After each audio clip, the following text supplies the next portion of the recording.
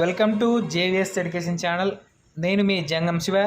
ఈరోజు నూతన 3వ తరగతి నుంచి 10వ తరగతి వరకు గల తెలుగు టెక్స్ట్ బుక్లో గల చాలా ముఖ్యమైన పదాలు, వాటి యొక్క అర్థాలను అయితే ఈ వీడియోలో అయితే తెలియజేస్తున్నామండి.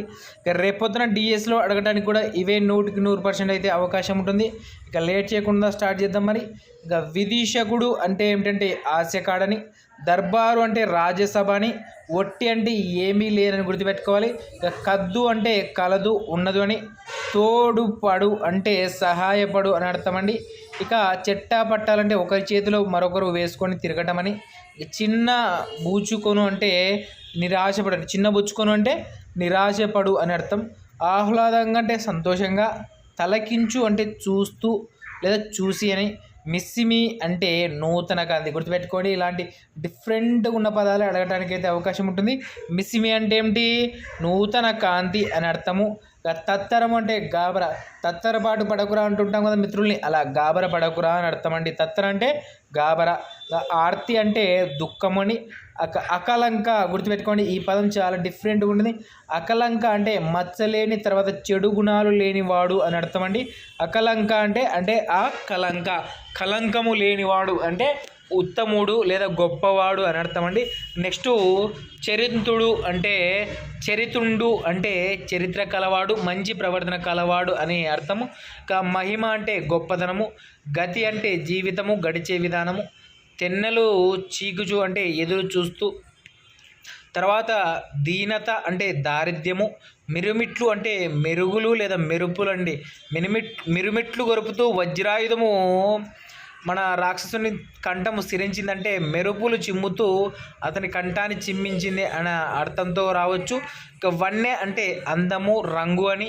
ఇక చెన్ను అంటే కూడా అందము అని గుర్తుపెట్టుకోండి. ఇక రాశి అంటే నక్షత్రాలు అండి, లేదా నక్షత్రాల గుంపు అని కూడా అర్థం వస్తుంది. ఇక తార అంటే ఏమిటి? నక్షత్రము అని అర్థంతో వస్తుంది. తార అంటే నక్షత్రము అని గుర్తుపెట్టుకోవాలి.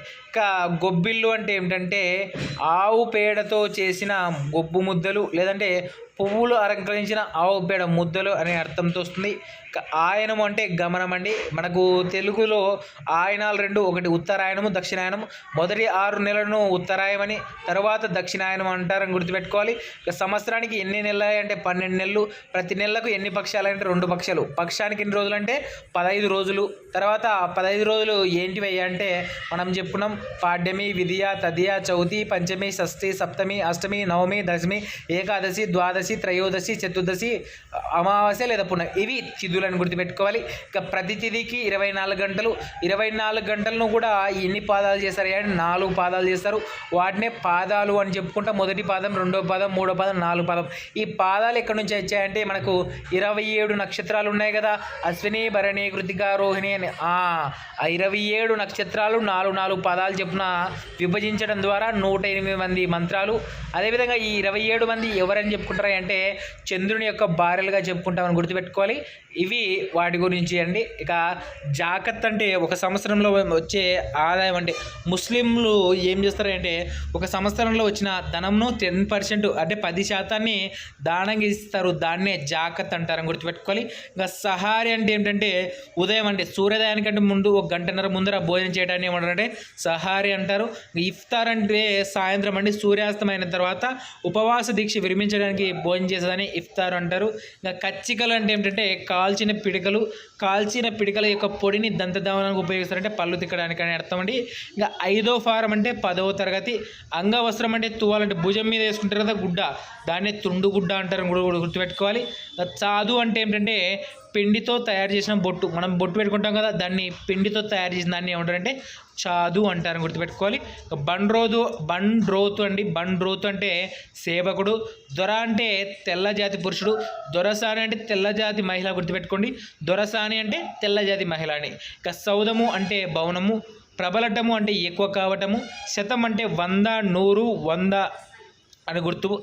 రాజదండం అంటే రాజు యొక్క శాసనము లేదా రాజశాసనం. రుచిమయం అంటే గుర్తుపెట్టుకోండి, రుచిమయం అంటే మనం అందరం అనుకుంటాం టేస్ట్ అని, కాదండి. రుచిమయం అంటే కాంతితో నిండినది. ఏంటి? కాంతితో నిండినది. చాలా చాలా ఇంపార్టెంట్ గుర్తుపెట్టుకోవాలి. ఆత్మ గౌరవ కాములు. కాములు గుర్తుపెట్టు, కాయలు కాదు, కాములు.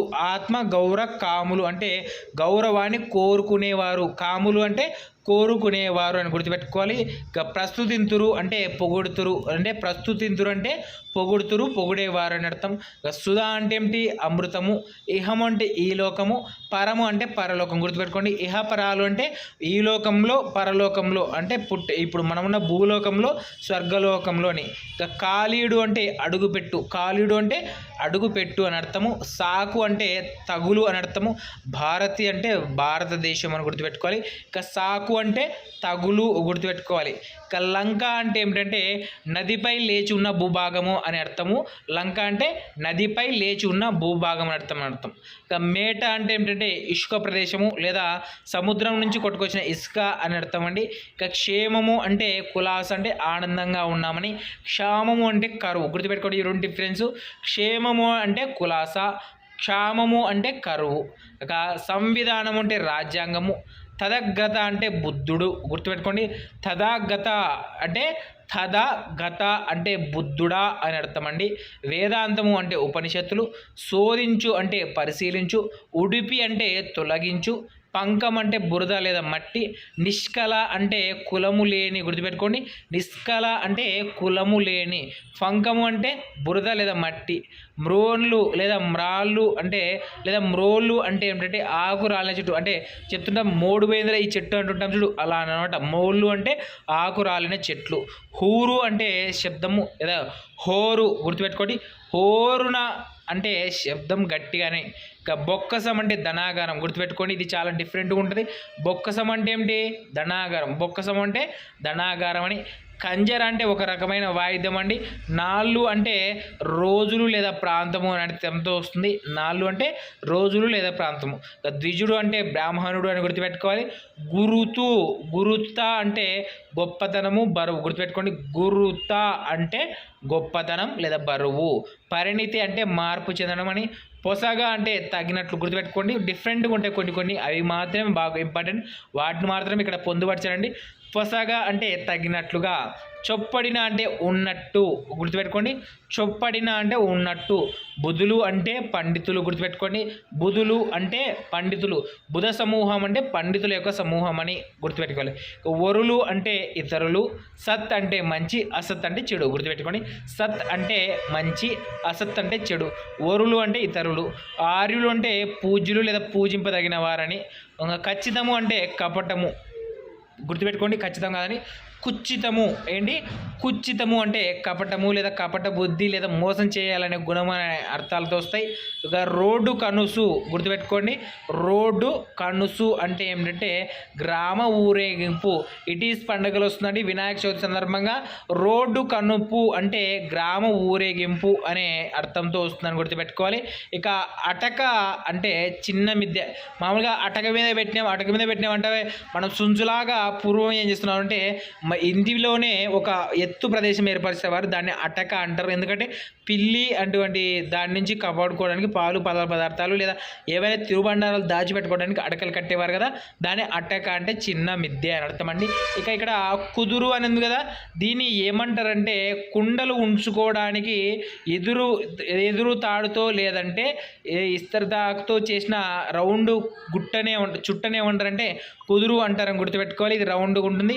ఇక సిద్ధ అస్తురాలు అంటే నేర్పరితనమని. ఇక పాటవము అంటే సామర్థ్యం అని. ఇక అనుగాత్ములారా అంటే పుణ్యాత్ములారా. అనుగాత్ములారా అంటే పుణ్యాత్ములారా అని. మాజీ అంటే మునుపటి, మాజీ లవరు, మాజీ ఫ్రెండు, మాజీ మీ బంధువు అంటుంటారు కదా, మునుపటి మీద అంటే ఇప్పుడు కాదు పాతదని అర్థం అండి. సరోవరం అంటే కొలను లేదా చెరువు. అంకుశం అంటే అడ్డు లేదా ఆటంకం. గుర్తుపెట్టుకోండి, అంకుశము అంటే అడ్డు లేదా ఆటంకము. ఇంకా అంకుటితము అంటే స్థిరము. గుర్తుపెట్టుకోండి, అంకుటిత దీక్ష కలిగినారా వీడంటే స్థిరమైన దీక్ష అంటే పట్టుదలతో ఉన్నారా అని అర్థం అండి. అంకుటితం అంటే స్థిరము అనే అర్థం అండి, గుర్తుపెట్టుకోవాలి. నెక్స్ట్ ఇంకా అబ్బి గుర్తుపెట్టుకోవాలి, ఇక్కడ చాలా ఇంపార్టెంట్ అండి. అబ్బి అంటే సముద్రము. పతోది గుర్తుపెట్టుకోండి, పతోతి అంటే కూడా సముద్రమే, పతోతి అంటే సముద్రమే, అబ్ది అంటే సముద్రమే, గుర్తుపెట్టుకోండి. ఇక అంకుశము కనబడుతుంది కదా, అంకుశము అంటే అడ్డు ఆటకము. ఇక్కడ అంకురము అంటే ప్రారంభము ఆరంభము, గుర్తుపెట్టుకోండి. అంకురము అంటే ప్రారంభము, అంకుశం అంటే అడ్డు ఆటకము, అంకుటితము అంటే స్థిరము. ఇవి చాలా చాలా ఇంపార్టెంట్, డిఫరెన్స్ కూడా చాలా ఈజీ గుర్తుపెట్టుకోవచ్చు. ఇంకా ఉజ్జీవం అంటే బ్రతుకు చైతన్యము, కంచె అంటే గడ్డి బీడు లేదా పొద, కంచె అంటే గడ్డి బీడు లేదా పొద. కుదుపులు అంటే మంద సమూహం, గుర్తుపెట్టుకోండి. కుదుపులు అంటే మంద సమూహం అని అర్థం వస్తుంది. ఇంకా కింకిని అండి, కింకిని అంటే అర్థం అంటే గజ్జ లేదా చెరుగంట లేదా చిరుగంట, చిన్న గజ్జలు ఉంటాయి కదండి, వాటిని కింకిని అంటారు, గుర్తుపెట్టుకోవాలి. ఏంటి కింకిగి అంటారు, కింకిని లేదా కింకిగి అంటారు అని గుర్తుపెట్టుకోవాలి. గణం అంటే గుంపు సమూహం, గుర్తుపెట్టుకోండి. గణం అంటే గుంపు సమూహము. తర్వాత చట్టి అంటే ఏమిటంటే నోరు వెడల్పుగా గల పాత్ర, నోరు వెడల్పుగా గల పాత్రను చట్టి అంటారు. చూరు అంటే ఇంటి మీది పై కప్పు చివర, అంటే చురు అంటే ఇంటి మీద చివరిది అని అర్థం అండి. తర్పరత అంటే ఆసక్తి తహతహలాడుట, తత్పరత అంటే ఆసక్తి తహతహలాడుట. దమనము అంటే అణుచుట, దిగాంతలు అంటే దిక్కుల చివర, దేవిసినట్టు అంటే తిప్పినట్టు. తర్వాత నల్గడలు, గుర్తుపెట్టుకొని రాగాదండి, నల్గడలు నల్గడలు ఏంటి, నల్గడలు అంటే ఏమిటంటే 4 దిక్కులు, నల్గడలు అంటే 4 దిక్కులు. తర్వాత నిస్సవం అంటే ధ్వని అండి, నిస్వనము గుర్తుపెట్టుకోండి, నిస్వనము అంటే ధ్వని, నిస్వనం అంటే ధ్వని. నీరెండ లేదంటే లేత ఎండ, గుర్తుపెట్టుకోండి. నీరెండ అంటే లేత ఎండ అని అర్థం అండి. ఇంకా నెరసు అంటే ముక్కలు, ఏమండి, నెరుసు అంటే ముక్కలు అని అర్థము. పూర్వ అంటే వ్యాపించు అని గుర్తుపెట్టుకోండి, పరువు రూపాంతరమే పూర్వ అని అర్థం అండి. రిత్త అంటే వట్టి లేదా కళ్ళ లేదా ఊరికే అంటే ఉద్దరు మాటలు కదా, అట్లా రిత్త అంటే అది విడువక కురిసే వాడిని ఏమంటారంటే ముసురు అంటారు, గుర్తుపెట్టుకొని. ముసురు వాన పడుతుందా అంటారు కదా, అది విడువక కురిసే వాననే ముసురు అంటారు. మార్దవం అంటే మృదుత్వము, పాలం అంటే నొసులు. తర్వాత హేళ అంటే ఆనందము, స్వాంతము అంటే మనసు, స్వస్తి అంటే శుభము, సొంపు కూర్చు అంటే అందాన్నిచ్చు, సొంపు కూర్చు అంటే అందాన్నిచ్చు అని. శృణృతము అంటే సత్యవాక్కు అని, సునృతము అంటే సత్యవాక్ అని. సురచిర అంటే మనోజ్ఞమైన అర్థము. సారయగ అంటే స్వచ్ఛమైన కీర్తి, సారయగు కీర్తి గడించారా అంటే స్వచ్ఛమైన కీర్తి గడించారా. సద్య అంటే వెంపటనే లేదా వెంటనే అర్థం వస్తుంది, సద్య అంటే వెంటనే. ఇక వెనుక తట్టు అంటే వెనుక భాగం అని అర్థం అండి. ఇక విభవం అంటే సంపద, ఏంటి, విభవం అంటే సంపద అని అర్థము. ఇక విజయ గీతుక అంటే గెలుపు పాట, వల్లభ అంటే భార్య, గుర్తుపెట్టుకోండి. వల్లభ అంటే పురుషుడు అనుకుంటాం, వల్లభ అంటే భార్య అని అర్థం అండి.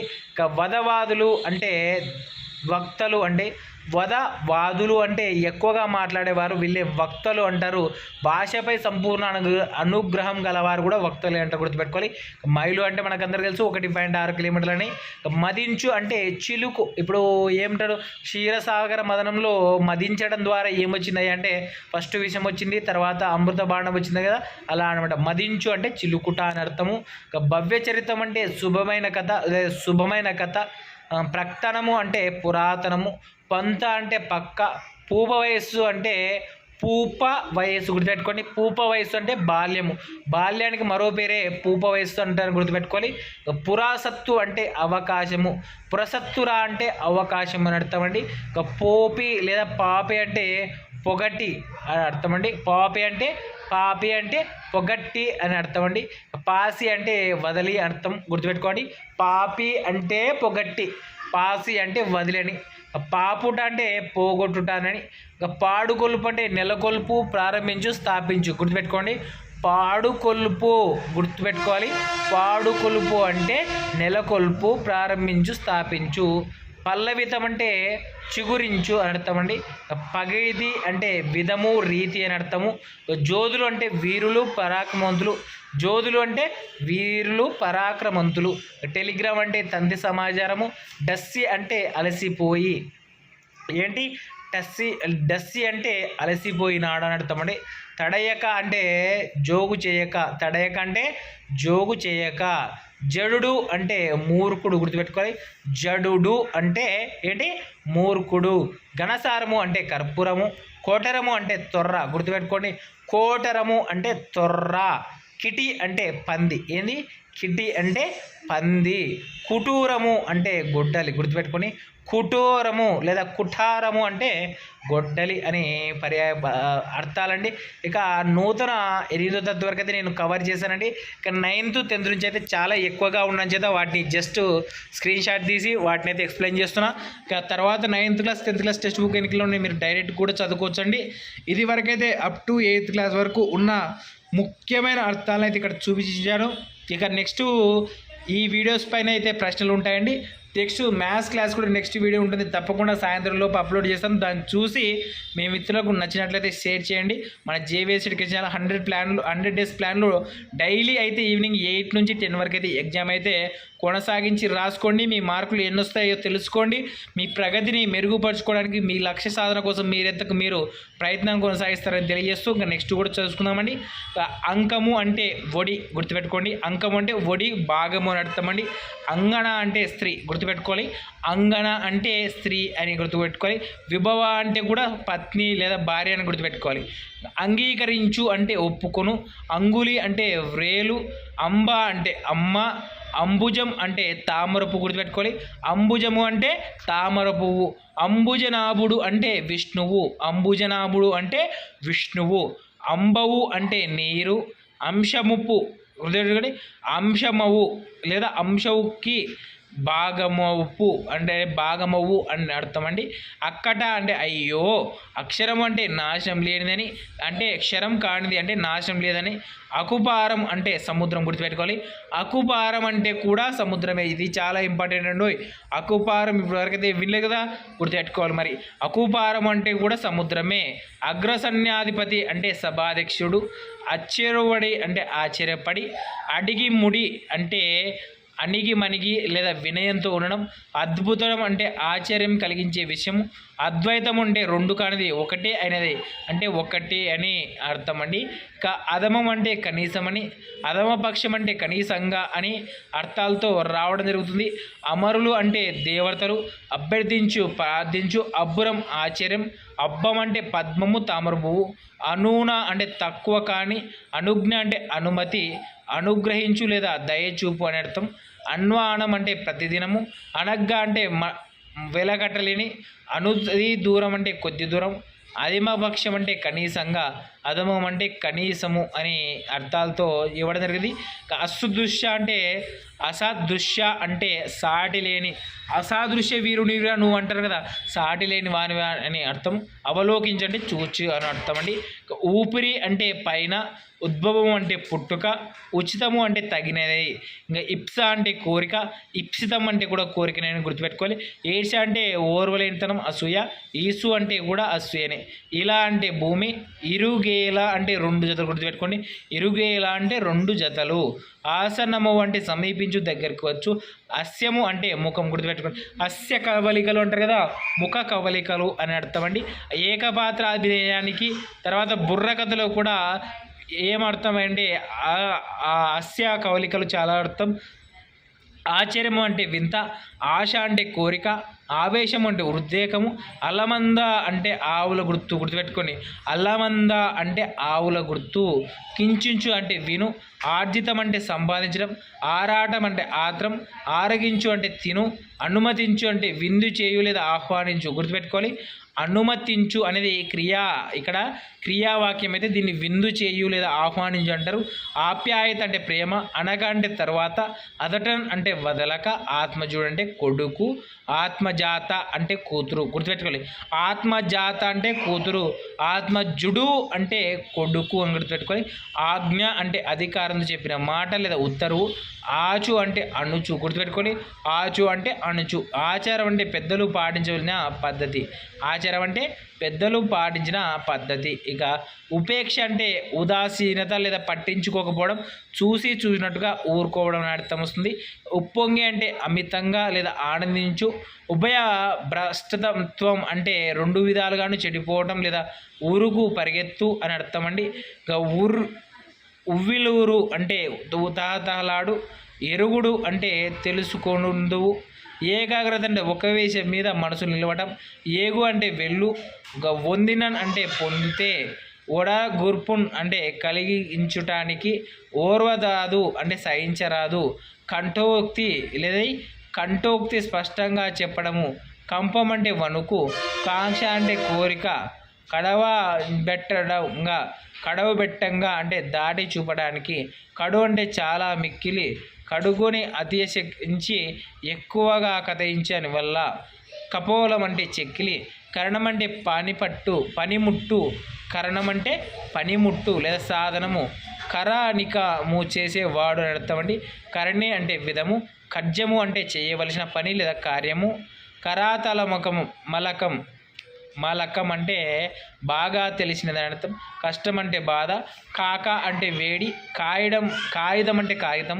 కాల అంటే నల్లని. క్ష్మ అంటే భూమి, గుర్తుపెట్టుకోండి. క్ష్మ అంటే భూమి. క్ష్మజము అంటే చెట్టు. క్ష్మ అంటే భూమి, క్ష్మజం అంటే చెట్టు. క్ష్మాపాలుడు అంటే రాజు. క్ష్మాపాలుడు అంటే రాజు. కిసలయం అంటే చిగురు. కిసలయం అంటే చిగురు.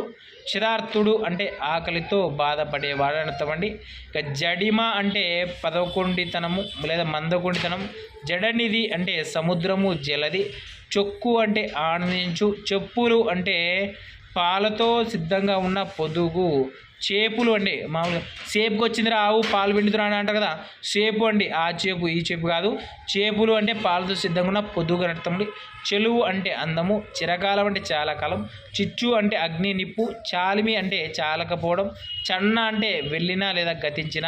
ఘనసారం అంటే పచ్చకర్పూరం. ఘనసారం అంటే పచ్చకర్పూరము. గోసాముద్రికం అంటే ఆవుల గురించి చెప్పే శాస్త్రం. గో సాముద్రికం అంటే గో అంటే ఆవు, సాముద్రికం అంటే చెప్పే శాస్త్రం అని అర్థం అండి. గోధూళి వేళ అంటే సాయం సంధ్య వేళ ఆవులు ఇంటికి తిరిగి వచ్చే సమయంలో. గోధూళి వేళ అంటే సాయంత్రం ఆవులు ఇంటికి వచ్చే వేళ. గృహమేది అంటే కుటుంబ యజమాని. గురుత్వం అంటే పెద్దరికం. గురుడు అంటే తండ్రి లేదా గురువు. గుణాల పాతర అంటే మంచి గుణాల నిలయమని. గుణం అంటే స్వభావము. గ్రాస వ్యాసో దింబులు అంటే తిండికి బట్టకు కరువు గలవానే. గ్రాస వసో దైన్యందుబ్బులు అంటారు. గ్రాస వాసో దైన్యంబులు అంటారు. గాలించు అంటే వెతుకు, ఇది క్రియాపదం అండి. గతులు అంటే స్థితులు. గుడిదింపక అంటే లెక్కించడం, లెక్క పెట్టకుండా. ఖరఖండిగా అంటే ఖచ్చితంగా. ఖగరాజు అంటే పక్షిరాజు లేదా గరుత్మంతుడు. కోశం అంటే నిఘంటు. కొక్కెర అంటే కొంగ. కృషివలయుడు అంటే రైతు. కృషి అంటే ప్రయత్నము, వ్యవసాయం. కృప అంటే దయ. కృత అంటే చేసి. కుశ అంటే దర్భ, గుర్తుపెట్టుకోవాలి. కుశ అంటే దర్భ. ఇవి పర్యాయ పదాలండి. ఇక 9th క్లాస్లో ఉన్నాయి చివరి పదాలు చూద్దామండి. జలజ కాండం అంటే తామర తూడ అంటే జలజ కాండం అంటే తామర పువ్వు యొక్క కాడ ఉంటుంది కదా దాన్ని. జలజాతము అంటే పద్మము. జలజాత ప్రియుడు అంటే సూర్యుడు, గుర్తుపెట్టుకోండి. జలజాత ప్రియుడు అంటే సూర్యుడు. జలదులు అంటే సముద్రాలు. జిజ్ఞాస అంటే తెలుసుకోవాలని కోరిక. డాగు అంటే దాగు. డస్సి అంటే అలసి, గుర్తుపెట్టుకోండి. డస్సి అంటే అలసి, అలాంటి చెప్పుకున్నాం. ఇది మళ్ళీ వచ్చింది. తక్కి అంటే మాని. తక్కువ అంటే మిగిలిన. తక్కి అంటే మాని, తక్కువ అంటే మిగిలిన. తుడుము అంటే తాకు లేదా తోక అండి. తథ్యము అంటే నిజము. తనువు అంటే శరీరము. తమ్మివీరులు అంటే తామర పూలు. తరతిపు అంటే ప్రీతి. తరుణము అంటే సమయము. తల్పము అంటే పానుపు. తర్వాత తలుపు అంటే ఆలోచన. తలపెట్టు అనే క్రియావాచకానికి ఒక అర్థం వచ్చేసి మనసులో అనుకొని ప్రారంభించడం అనే అర్థం. అంటే తలపెట్టు అంటే మొదలు పెట్టడం, స్టార్ట్ చేయడం అని అర్థము. తల మునకలగుట లేదా తల మునకలగు అంటే ఏమిటంటే గాఢంగా నిమగ్నమైన. తల్లడము అంటే చలనము. తహతహలాడు అంటే వేగిరపడు, ఉవ్విల్లూరు అని అర్థం అండి. తాత్పర్యం అంటే భావము. తామసం అంటే రాక్షస గుణము. తార్కికులు అంటే తర్కశాస్త్రాన్ని చదువుకున్నవారు. తావి అంటే సువాసన. తలకించు అంటే చూపు. తదుకు అంటే చివరకు. తెరగు అంటే విధము, తెరువు అంటే బాట, తెల్లబోయి అంటే ముఖము కలహీనమగు లేదా వెలవెలపోయి, తేజస్సు అంటే ప్రకాశము కాంతి, తేరు అంటే రథము, తొక్కసలాడ అంటే జనసమూహంలో నలిగిపోవు లేదా దయాంతరంగా అంటే దయతో కూడిన మనసు కలవాడ అని ఇవ్వడం జరిగింది. ఇక తర్వాత చూద్దామండి. పదికుడు అంటే బాటసారి, పణ అంటే నుదురు, పక్షము అంటే పక్షిరెక్క లేదా 10 రోజులు, పంచాస్యము అంటే సింహము, నెరజాజులు అంటే అందమైన జాజు పూలు, ఉర్పుడు అంటే రాజు, నునుతావి అంటే లేత సువాసన, నిరీక్షించు అంటే ఎదురుచూచు, నిర్మితి అంటే నిర్మాణము, నిగ్రహం అంటే సంయమం. తర్వాత నవనాడులు కుంగిపోవు అంటే చాలా నిరసపడని, నయనం అంటే కన్ను, నకనకలాడు అంటే ఎక్కువ ఆకలితో బాధపడు, దూర్జటి అంటే శివుడు అని, దూర్జటి అంటే దట్టమైన జలాలు గలవాడు అనే ఉత్పత్తార్థం, ధాత్రి అంటే భూమి, ధరిత్రి అంటే భూమి, ధరణీనేత అంటే పాలకుడు, ధరణీనాథుడు అంటే రాజు, ధరణి అంటే భూమి, ధర అంటే కూడా భూమి. దోసరి ఒగ్గు అంటే నమస్కరించు, ప్రార్థించేందుకు సిద్ధపడు. దుర్రెక్కుట అంటే నిందల పాలవడం, దుర్రెక్కటం అంటే నిందల పాలవటం, దూరు అంటే నిందించు లేదా తిట్టు, దీర్ఘ వైర వృత్తి, దీర్ఘ వైరవృత్తి చిరకాల విరోధంతో మెలగటం అర్థం. దివి అంటే ఆకాశం, దిక్కు అంటే దిశ. ద్వారావతి అంటే ఒక పట్టణం పేరు లేదా కృష్ణుని రాజధాని లేదా ద్వారకా పట్టణం గుర్తుపెట్టుకోవాలి. ద్వారకాపట్నం యొక్క మరో పేరే ద్వారావతి. దశరథి అంటే దశరుని కుమారుడు శ్రీరాముడని. దాచిపెట్టుకును అంటే దాచుకును, దాపురింపుచు అంటే జరుగు లేదా ప్రార్థించు, దహించు అంటే కాల్చు అనే అర్థాలతో రావడం జరిగిందండి. నెక్స్ట్ కొన్ని 10th క్లాస్ టెక్స్ట్ బుక్లో పదవి ఇవ్వడం జరిగింది, వాటి గురించి చూద్దామండి. అంకురించు అంటే మొలకెత్తు లేదా పుట్టు, ఆల్రెడీ చెప్పుకున్నాం ఇది. అఖిలం అంటే అశేషం అంతం. అంగలార్చు అంటే దుఃఖించు, ఆంగ్రులు అంటే పాదాలు, అంగురులు అంటే పదాలు, అంబోది అంటే సముద్రము కడలి, ఆన అంటే రూపాయిలో 16వ వంతు విలువగల నాణం, ఆన అంటే రూపాయిలో 16వ వంతు. అతిథి అంటే తిథి వార నక్షత్రం చూసుకోకుండా ఇంటికి వచ్చేవాడే అతిథి, అది ఉత్పత్తార్థం అండి. అధిగమించు అంటే ఏమిటంటే క్రియ అయితే తెలియ పొందు లేదా దాటు లేదా మించు అని. అనంతరం అంటే తర్వాత పిమ్మట. అనపుడు అంటే అనగా అప్పుడు. అనృతం అంటే అసత్యము. అప్రంశం అంటే అపశబ్దము. అపూపము అంటే పిండి వంట లేదా అప్పము. అభిగరించు అంటే చిలకరించు. అభిరమ్యము అంటే చాలా అందమైన. అభిపిస్తము అంటే కోరింది లేదా అభిష్టము అని. అమాంతము అంటే అకస్మాత్తుగా. ఆయుతం అంటే 10,000. అర్ధి అంటే వేడుకొనువాడు లేదా కోరేవాడు. అర్థం అంటే ధనము. అగపాద్యులు అంటే చేతులు కాళ్ళు కడుక్కోవడానికి ఇచ్చే నీళ్ళు. అర్ఘపాద్యాలు అంటే అర్ఘము అంటే నీరు అండి, పాద్యము అంటే నీరే. అర్ఘపాద్యములు అంటే కాళ్ళు చేతులు కడుక్కోవడానికి ఇచ్చేది. అర్ధాంగ లక్ష్మి అంటే ఏంటి? శరీరంలో సగభాగమైన లక్ష్మి, సమానురాలు భార్య. అర్ధాంగ లక్ష్మి అంటే. అల్పము అంటే సూక్ష్మము కొంచెము. అవసరము అంటే సమలం వేల. తర్వాత అవిరళము అంటే విరళం కానిది, దట్టమైనది అర్థమండి. అస్తదుస్తులై అంటే ఉనికి కోల్పోయిన వారై అని అర్థమండి. అస్మత్య మాధవులు అంటే మా సైన్యాధిపతులు. అహరహం అంటే ప్రతిదినము అని అర్థమండి. ఇక ఎలిమి అంటే వికాసము సంతోషము. బుక్కు అంటే ఒకే వేదము వేద మంత్రము. ఉల్లాసం అంటే సంతోషం ప్రకాశం. ఉలియు అంటే మ్రోయు శబ్దించు. ఉపార్జితం అంటే సంపాదించినది. ఉపస్పర్శ అంటే స్నాన అచనాధికారులు. ఉపద్రవం అంటే ఆపద. ఉద్వత్తి అంటే ఉద్ధతి లేదా గర్వం. అద్యమం అంటే ప్రయత్నము అనే అర్థం. ఉదరము అంటే పొట్ట. ఇప్సితం అంటే కోరిక. ఇనుడు అంటే సూర్యుడు. ఇనాం అంటే బహుమతి లేదా మాన్యము. ఇందు బింబస్య అంటే చంద్రబింబం వంటి ముఖం కలది, చంద్రముఖి అర్థము. అస్పంది తోష్టం అంటే అదిరే పెదవి అని అర్థము. అవేశపరులు అంటే తొందరపడ కలవారు. ఆవరణ అంటే అత్యధం మూత. ఆయు అంటే జీవితకాలం. ఆయత్తం అంటే సిద్ధము. ఆయతి అంటే ప్రభావం. ఆప్యాయత అంటే ఆదరణ ఇష్టం. గుర్తుపెట్టుకోవాలి, ఇవి చాలా డిఫరెన్స్గా ఉంటాయి. ఒకటే పదాల్లో కనబడి చాలా తేడా ఉంటుంది. ఆప్యాయత అంటే ఏమిటి? ఆదరణ, ఇష్టం. ఆయతి అంటే ప్రభావం. ఆయత్తము అంటే సిద్ధము. ఆయు అంటే జీవిత కాలం అని గుర్తుపెట్టుకోవాలి. అతిథేయులు అంటే ఆతిథ్యం ఇచ్చేవారు. ఆచూకీ అంటే జాడ. ఆగ్రహం అంటే కోపము. అంకటం అంటే గొంతు దాకా. అరిమరి అంటే సంభ్రమం కొరకు. అరిమరి అంటే సంభ్రమం కొరకు అని గుర్తుపెట్టుకోవాలి. నెక్స్ట్ ఏమి ఇచ్చాడు అంటే చూద్దామండి.